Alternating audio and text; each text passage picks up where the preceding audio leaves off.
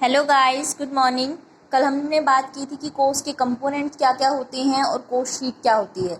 आज हम बात करेंगे कि वो कोस्ट होती कौन कौन सी है, यानी कोस्ट का क्लासिफिकेशन के बारे में डिस्कस करेंगे। देखो, जो कोस्ट होती है वो चेंज नहीं होती, कोस्ट सेम रहेगी जिस चीज़ के ऊपर जितनी लगी है। बात है उसके क्लासिफिकेशन की कि हम किस किस तरीके से उसे बांट सकते हैं। जो हमारा पर्पस होगा, जिस काम के लिए हमें कोर्स को यूज़ करना होगा, उसके अकॉर्डिंग अलग अलग पर्सन अलग अलग तरीके से कोर्स को क्लासीफाई करते हैं। आज हम उसी के ऊपर बात करेंगे कि वो किस तरीके से उस कोर्स को क्लासीफाई कर सकते हैं। फर्स्ट जो हमारा क्लासिफिकेशन का बेस है, अकॉर्डिंग टू नेचर और एलिमेंट, यानी कोर्स के एलिमेंट्स के अकॉर्डिंग कोर्स कितने टाइप की हो सकती है। एलिमेंट्स के अकॉर्डिंग हम बात कर चुके हैं पहले भी लेक्चर में कि जो हमारी कोस्ट होती है वो 3 टाइप की होती है। एक मटेरियल की कोस्ट, दूसरी लेबर की कोस्ट एंड तीसरी अदर एक्सपेंसेस। यानी कौन कौन से एलिमेंट्स ने मिलके उस कोस्ट को बनाया है, उस अकॉर्डिंग कोस्ट के 3 एलिमेंट हो सकते हैं। मटेरियल की कोस्ट अलग हो सकती है, लेबर की अलग, एंड अदर एक्सपेंसेस के ऊपर जो कोस्ट है वो अलग। आगे भी हम इनको रिक्लासीफाई कर सकते हैं। एक तो हमने पहले बात की है डायरेक्ट इनडायरेक्ट की तरह भी, और दूसरा हम इसको भी ऐसे कर सकते हैं जैसे मटेरियल को अगर हम कर रहे हैं तो raw material, semi finished, finished, या फिर टूल्स के ऊपर कितना लग रहा है, यानी जो जो मटेरियल यूज़ होते हैं उनको हम अलग से क्लासीफाई कर सकते हैं। लेबर कोस्ट का मतलब है वो कोस्ट सारी की सारी जो कि हमारी उन पर्सनस के ऊपर लगी है जो हमारे मैन्युफैक्चरिंग का काम कर रहे हैं। लेबर कोस्ट को भी आप आइडल टाइम में अलग से डिवाइड कर सकते हो। स्किल्ड लेबर की कोस्ट कितनी पड़ रही है वो अलग हो सकती है आपकी। सेमी स्किल्ड के आपको कितना पे करना पड़ रहा है वो अलग हो सकती है, और अनस्किल्ड को आप कितना पे कर रहे हो वो अलग हो सकती है। देन आपके जो अदर एक्सपेंसेस हैं वो भी अलग अलग हो सकते हैं, डायरेक्ट भी हो सकते हैं, इनडायरेक्ट भी हो सकते हैं। फिर उसे आप फैक्ट्री, सेलिंग या फिर एडमिनिस्ट्रेशन ओवरहेड में बांट सकते हो। देखो, ये जो एलिमेंट के बेस पे क्लासिफिकेशन है हम कंप्लीट डिस्कस कर चुके हैं। एलिमेंट्स ऑफ कोस्ट के अंदर हमने बात की थी कि कोस्ट के 3 एलिमेंट होते हैं, मटेरियल, लेबर और अदर एक्सपेंसेस। वही है कि अगर आप क्लासीफाई करते हो कोस्ट को एज पर एलिमेंट तो वही क्लासिफिकेशन आपका इंप्लीमेंट होता है। अगर आप लोगों को यहाँ पे कंफ्यूजन है तो आप उस वीडियो में देख सकते हो। सेकेंड आपकी क्लासिफिकेशन है अकॉर्डिंग टू फंक्शंस, यानी कौन कौन से काम ऑर्गेनाइजेशन करती है उसके बेस पे डिवाइड करना कि आपकी कोस्ट कितने टाइप की हो सकती है। फंक्शंस के बेस पे आपकी कोस्ट जो है वो 4 टाइप की हो सकती है। First, manufacturing cost. Second, administrative cost. Third, sales and distribution cost, sales and distribution cost. And fourth हो सकती है research and development cost. Discuss तो वैसे हम इसे भी कर चुके हैं। मैन्युफैक्चरिंग कोस्ट का मतलब क्या होता है, वो सारी कोस्ट जो हमारी मैन्युफैक्चरिंग के ऊपर आई है। हमने बात की थी कि मैन्युफैक्चरिंग करने में कोस्ट कौन सी आती है, वो कोस्ट जो हम फैक्ट्री से निकलता है प्रोडक्ट। वहाँ पर देखो, मैन्युफैक्चर कब होता है, जब वो फैक्ट्री से बन के निकल चुका होता है। जो फिनिश प्रोडक्ट है वो हमारा मैन्युफैक्चर्ड प्रोडक्ट है। तो जब हमारा प्रोडक्ट फिनिश्ड प्रोडक्ट में कन्वर्ट हो चुका होता है उस टाइम तक कौन कौन सी कोस्ट लग चुकी होती है, हमारी प्राइम कोस्ट लग चुकी होती है, और साथ में फैक्ट्री के ओवरहेड लग चुके होते हैं। ये हमने कोस्ट शीट के बारे में जब डिस्कस कर रहे थे तब किया था। तो मैन्युफैक्चरिंग कोस्ट का मतलब है prime cost plus factory cost. यानी जो हमने जब बात की थी फैक्ट्री कोस्ट की, तो मैंने आपको बताया था कि फैक्ट्री कोस्ट को वर्क कोस्ट या मैन्युफैक्चरिंग कोस्ट भी कहते हैं। तो ये वो फैक्ट्री कोस्ट है। मैन्युफैक्चरिंग कोस्ट यानी आप फैक्ट्री कोस्ट भी बोल सकते हो इसे, कि जो आपकी मैन्युफैक्चर करने में कोस्ट लगी वो आपकी है मैन्युफैक्चरिंग कोस्ट। एडमिनिस्ट्रेटिव कोस्ट का मतलब है वो कोस्ट जो आपकी ऑफिस का वर्क भी इंक्लूड करने के बाद आपको लगी है। देखो, यहाँ पर वो खर्चे भी इंक्लूड होते हैं जो मैनेजमेंट ने प्लानिंग की होगी, डिसीजन मेकिंग के लिए पॉलिसी वगैरह बनाई होंगी, यानी जो जो उन्होंने काम किया कि उन्हें कैसे प्रमोशन करना है लोगों का, या फिर कैसे जो प्लान किया होगा कि कैसे प्रोडक्ट को खरीदना है, कहाँ पर बेचना है। तो उन जो प्लानिंग वगैरह वर्क करने वाले पर्सन हैं उन्होंने भी कुछ कॉस्ट चार्ज की होगी, कुछ सामान भी लगा होगा, ऑफिस में स्टेशनरी भी लगी होगी। तो उन सब की कॉस्ट जो होती है वो हमारी होती है administrative cost. Sales and distribution cost का मतलब है वो कॉस्ट जो हमें सेल करने में लगेगी। देखो, कोई भी प्रोडक्ट अपने आप मार्केट में नहीं बिकता। ऐसा नहीं है कि आपने प्रोडक्ट बना दिया तो अपने आप बिक जाएगा। आपको उसे बेचने के लिए एफर्ट करने पड़ते हैं, आपको एडवर्टाइजमेंट करवानी पड़ती है, आपको एजेंट को पैसा देना पड़ता है, आपको क्या करना पड़ता है, बैड डेट्स का रिस्क उठाना पड़ता है। तो ये सारे के सारे एक्सपेंसेस जो एक ऑर्गेनाइजेशन को उठाने पड़ते हैं, ये सारे सेल्स एक्सपेंसेस हैं कि आपको क्या करना पड़ रहा है, सेल्स करने के लिए कोई ना कोई कॉस्ट देनी पड़ रही है, चाहे वो आप कमीशन दो, चाहे वो आप एडवर्टाइजमेंट के चार्जेस दो, किसी भी टाइप में दो, आपको खर्चा देना पड़ रहा है। और जो कॉस्ट आपकी लगती है प्लेस ऑफ प्रोडक्शन से लेके प्लेस ऑफ कंज्यूमर तक उस प्रोडक्ट तक पहुंचाने में, that is included in distribution cost. Last है आपकी रिसर्च एंड डेवलपमेंट कॉस्ट। देखो रिसर्च और डेवलपमेंट अलग अलग चीज़ होती है। रिसर्च का मतलब है, देखो आपको पता है कि कस्टमर कभी भी लॉन्ग टर्म तक एक प्रोडक्ट यूज़ करना पसंद नहीं करता, वो टाइम के साथ फेडअप हो जाता है। तो आपको क्या करना पड़ता है, नया प्रोडक्ट बनाते रहना पड़ता है, उसमें इनोवेशन लाना पड़ता है। आप कोई भी प्रोडक्ट देखोगे उसमें रोज़ कोई नया फ्लेवर आ जाता है, उसकी पैकिंग चेंज हो जाती है। तो ये सारी चीज़ें क्या है, इनोवेशन है, चाहे वो माइनर हो या मेजर हो। तो जो कंपनी जो मॉडिफिकेशन करने के लिए एक्सपेरिमेंट करती है कि क्या किया जा सकता है, कस्टमर से इन्फॉर्मेशन लेके आएगी क्यों ना एग्जिस्टिंग प्रोडक्ट में क्या कमी लग रही है, आपके जो होलसेलर हैं, रिटेलर हैं, उनसे इन्फॉर्मेशन लेके आएगी, मार्केट का सर्वे करेगी। तो उन सब में जो पर्सनल इन्वॉल्व होंगे, जो आने जाने में खर्चा लगेगा, that is the cost of research. और जब रिसर्च आपकी सक्सेसफुल हो जाती है और आप उसको एक्चुअल में इम्प्लीमेंट करते हो, दैट इज़ कॉल्ड डेवलपमेंट। तो दोनों के ऊपर ही जो कॉस्ट लगती है, क्योंकि डेवलपमेंट से पहले भी कई बार हमें ट्रायल करना पड़ता है, एक प्रोडक्ट बना के देखा, फिर दोबारा डमी बना के देखा, तो उसमें भी कॉस्ट आती है। तो जो वो कॉस्ट होती है रिसर्च, दोबारा रिसर्च करने में प्रोडक्ट की, उसे डेवलपमेंट करने में, वो आती है रिसर्च एंड डेवलपमेंट की कॉस्ट में। देखो हम फंक्शंस के अकॉर्डिंग बांट रहे हैं। फंक्शन का मतलब है कि क्या क्या काम ऑर्गेनाइजेशन करेगी। तो ऑर्गेनाइजेशन क्या काम करती है, बनाने का काम करती है, ऑफिस को चलाने का काम करती है, फिर उस बनाए हुए प्रोडक्ट को सेल्स और डिस्ट्रीब्यूट करती है, और उसमें इनोवेशन लाने के लिए काम करती है। तो उसी बेस पे हमने कॉस्ट को बांटा है कि मैन्युफैक्चरिंग करने की कॉस्ट अलग, एडमिनिस्ट्रेशन की अलग, सेल्स एंड डिस्ट्रीब्यूशन की अलग, एंड रिसर्च एंड डेवलपमेंट की अलग। थर्ड जो हमारा बेस है कॉस्ट को क्लासिफाई करने का, वो है अकॉर्डिंग टू बिहेवियर और वेरिएबिलिटी। यानी हमारी कॉस्ट का बिहेवियर कैसा है, यानी वो कैसे बिहेव करती है, कितनी वो वेरिएबल है, कितनी वो फिक्स है, उसके बेस पे कॉस्ट को क्लासिफाई करना। अगर हम वेरिएबिलिटी के बेस पे बात करें तो हमारी कॉस्ट 3 टाइप की होती है, fix cost, variable cost and semi variable cost.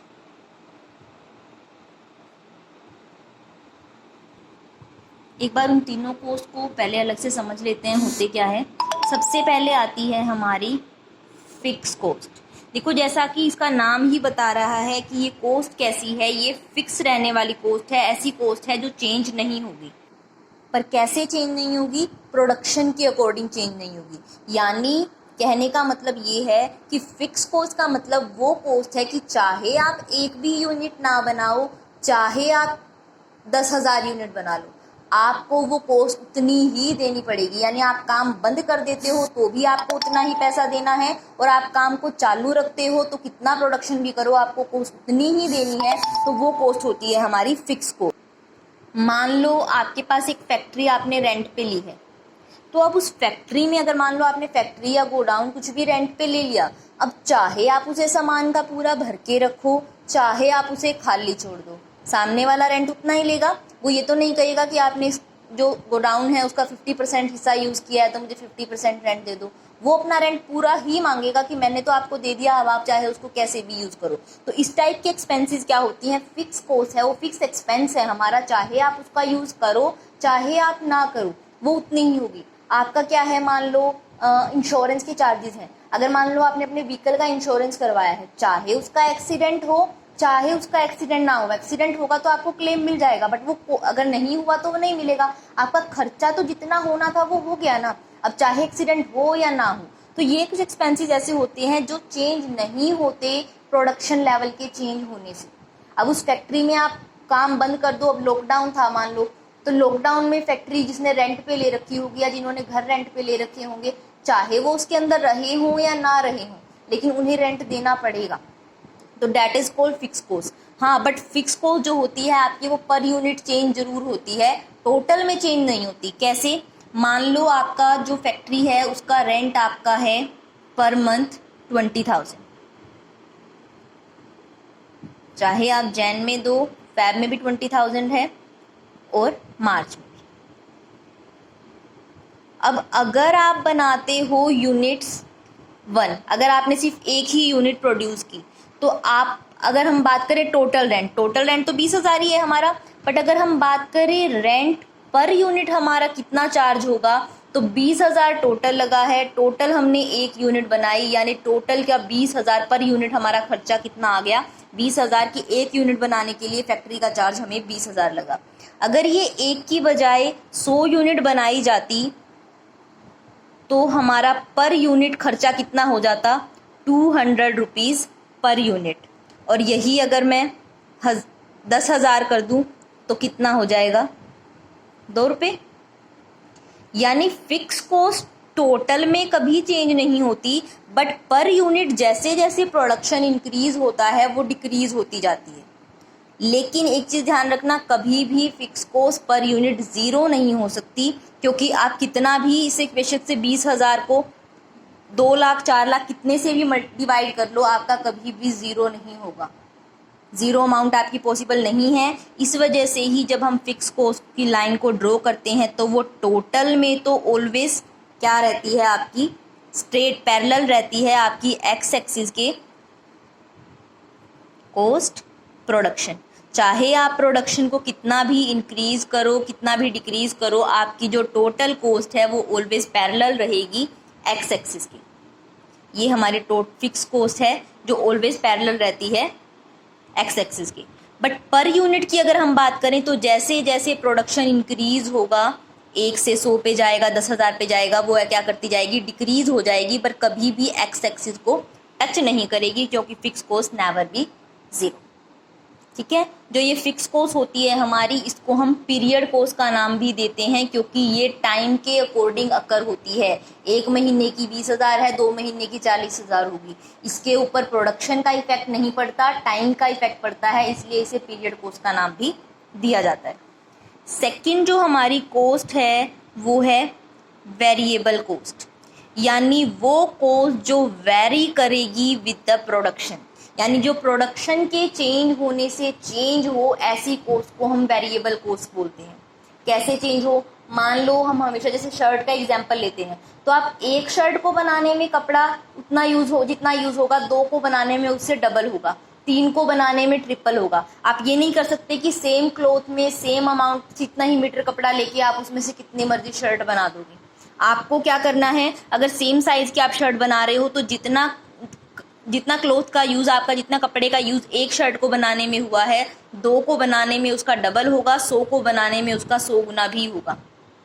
यानी क्या होगा, आपका प्रोडक्शन के इंक्रीज होने से आपकी कॉस्ट भी इंक्रीज होगी, पर यहाँ पर यूनिट सेम रहेगी। यहाँ पर क्या था, टोटल सेम रह रही थी, बट पर यूनिट डिक्रीज हो रही थी, लेकिन यहाँ पर यूनिट सेम रहेगी। क्यों, क्योंकि अगर आप एक शर्ट को बनाने में यहाँ पर आपको 100 रुपये का क्लॉथ की ज़रूरत पड़ रही है, तो यहाँ पर 2 शर्ट बनाओगे तो दोनों के लिए 100 की जरूरत पड़ेगी। यहाँ पर 100 बनाओगे तो 100 के लिए अलग अलग 100 की जरूरत पड़ेगी। लेकिन एक यूनिट का अगर हम खर्चा बात करें, यहाँ पर 100 लगा, 100 डिवाइड बाय 1, एक का खर्चा 100, यहाँ पर 200 रुपये लगे, 2 से डिवाइड किया 100, यानी पर यूनिट आपका खर्चा सेम रहेगा, जबकि टोटल में वो खर्चा चेंज होता जाएगा। देखो इस चीज़ को भी एक बार, मान लो आपकी यूनिट्स जो हैं, शर्ट की बात कर लेते हैं, आपने 10 शर्ट बनाई, 100 बनाई, 1000 बनाई। अगर एक शर्ट को बनाने में जो आपकी कॉस्ट आती है वो 20 रुपये आती है, तो आपकी जो टोटल कॉस्ट आएगी 10 यूनिट को बनाने में 200 आएगी, यहाँ पर आपकी 2000 आएगी और यहाँ पर आपकी 20,000 आएगी। यानी आपकी जो टोटल कॉस्ट है वो तो आपकी बढ़ेगी प्रोडक्शन के बढ़ने से, बट जो पर यूनिट कॉस्ट है वो सेम रहेगी। यहाँ पर अगर आप टोटल कॉस्ट को यूनिट से डिवाइड करोगी तो आपकी पर यूनिट कॉस्ट जो है वो 20 ही रहेगी ऑलवेज।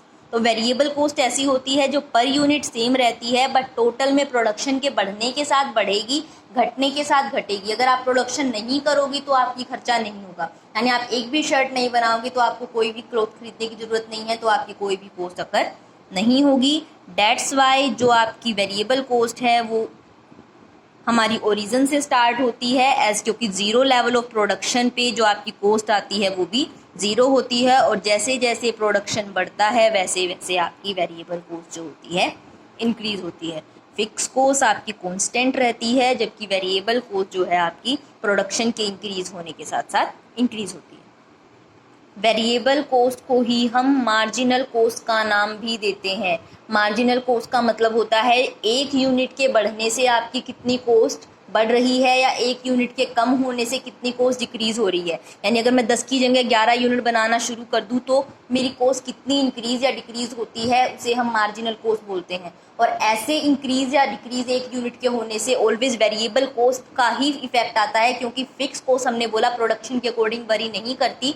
आपने 10 यूनिट बनाई है तो भी आपको 20,000 रेंट देना है, 11 बनाई है तो भी 20,000। यानी जो कॉस्ट में टोटल इफेक्ट आएगा वो सिर्फ फिक्स कॉस्ट का नहीं आएगा, सिर्फ वेरिएबल कॉस्ट का आएगा। ये चीज़ हम बाद में डिस्कस करेंगे। अभी अगर इसको एक्सप्लेन करेंगे तो बहुत लंबा लेक्चर चला जाएगा, इसको फिर किसी दिन बात करेंगे। अभी सिर्फ इतना ध्यान रखो, वेरिएबल कॉस्ट को ही हम मार्जिनल कॉस्ट भी कहते हैं। थर्ड हमारी जो कॉस्ट होती है सेमी वेरिएबल कॉस्ट, यानी वो क्या है, हाफ तो वो फिक्स है और हाफ वो वेरिएबल है। यानी वो वेरिएबल तो है बट सेमी है, कुछ हद पोर्शन उसका वेरिएबल है और कुछ पोर्शन उसका फिक्स है। कैसे हो सकता है ऐसे? मान लो लाइट के चार्जेस हैं। लाइट के चार्जेस अगर मैं बोल दूँ, अगर मैं दिल्ली की बात करूँ, वहाँ पर 200 यूनिट्स फ्री हैं, तो वहाँ पर 0 से लेके 200 यूनिट्स तक आप कितनी भी इलेक्ट्रिसिटी का कंजप्शन करो, आपकी कॉस्ट बराबर रहेगी। आप 0 यूज़ करोगे तो भी आपको उतने ही इलेक्ट्रिसिटी चार्ज देना है और 200 करोगे तो भी। हमारी साइड का भी बात करें तो एक सर्टेन लिमिट होता है, एक मिनिमम पैसा होता है जो आपको बिजली का बिल देना ही देना होता है, चाहे आप बिजली यूज़ करो चाहे ना करो। यानी इलेक्ट्रिसिटी के कंजप्शन के चेंज होने से आपकी कॉस्ट चेंज नहीं होगी। आप बिल्कुल यूज़ नहीं करोगे तो भी आपको मिनिमम चार्जेस देने हैं और उस लिमिट तक मिनिमम चार्जेस तक करोगे तो भी आपको उतने ही देने हैं। यानी वहाँ तक क्या है, आपकी जो वो कॉस्ट है, जब तक आप मिनिमम चार्जेस तक नहीं पहुंच जाते वो फिक्स रहेगी। उस मिनिमम चार्जेस से जैसे ही आप ऊपर गए, आपका क्या हो जाएगा, पर यूनिट एक चार्ज अलग से लगना स्टार्ट हो जाएगा, जिससे आपकी कॉस्ट क्या है, बढ़ जाएगी। लेकिन हमने देखा होगा इलेक्ट्रिसिटी के बिल पे मान लो ऐसे होता है कि 0 से 100 यूनिट तक 5 रुपये खर्चा होगा, फिर इतने से इतनी यूनिट होंगी तो 6 रुपये खर्चा होगा। रेट एग्जैक्ट नहीं बोल रही मैं, अपनी मर्जी से बोल रही हूँ। मान लो 7 रुपीज़ होगा, तो जब तक अब आपकी यूनिट 100 से 200 तक के बीच में रहेगी तब तक आपका पर यूनिट जो खर्चा है वो 6 रुपये ही रहेगा। टोटल चेंज होगा बट पर यूनिट सेम रहेगा, तो वो क्या हो जाएगी, वो कॉस्ट वापस फिक्स हो गई कि पर यूनिट आपका खर्चा 6 आ रहा है। यानी उसके फिर जैसे ही आपकी क्या होगा, बिजली का बिल उससे ऊपर यूनिट जाएंगी तो वो बढ़ जाएगा। यानी इलेक्ट्रिसिटी का बिल ऐसा होता है जो कुछ टाइम फिक्स रहता है, फिर वेरिएबल हो जाता है, फिर फिक्स रहता है, फिर वेरिएबल हो जाता है। यानी वो क्या होता रहता है, चेंज होता रहता है। जो कॉस्ट क्या होती है, हाफ टाइम चेंज होती है, हाफ टाइम फिक्स रहती है, उसे हम बोलते हैं सेमी वेरिएबल कॉस्ट। ठीक है, फिर ये क्योंकि इसका कुछ पोर्शन फिक्स होता है इसलिए ये भी कभी भी 0 नहीं होती। कुछ जो फिक्स पोर्शन है वो तो इसका होगा ही होगा। तो हमारी वेरिएबिलिटी के अकॉर्डिंग 3 कॉस्ट हो गई, fix cost, variable cost and semi variable cost. 3 base हमारे हो गए हैं। अकॉर्डिंग टू नेचर एलिमेंट हमारी 3 टाइप की कॉस्ट होती है, material, labour and other cost. According to functions हमारी 4 टाइप की कॉस्ट होती है, manufacturing, administrative, sales and distribution and research and development cost. And according to variability हमारी 3 टाइप की कॉस्ट होती है, fixed, variable and semi variable. जो next basis हैं वो हम नेक्स्ट वीडियो में डिस्कस करेंगे। तब तक आप लोग ये देख लेना, अगर इनमें कुछ भी डाउट हो you can ask me any time. Thank you.